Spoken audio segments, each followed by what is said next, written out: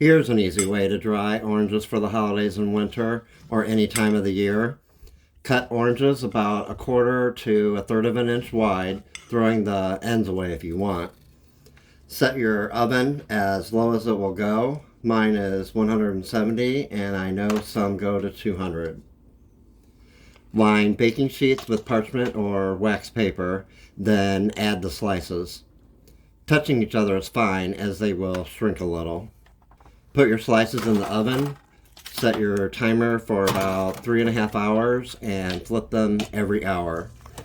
If they still feel a little sticky or wet, give them another half to an hour more.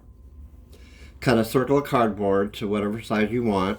In my case, I'm using cardboard from a regular size frozen pizza. It's 11.5 inches wide. I use a small plate to make a circle about 2 inches in, leaving enough room for half of 2 oranges.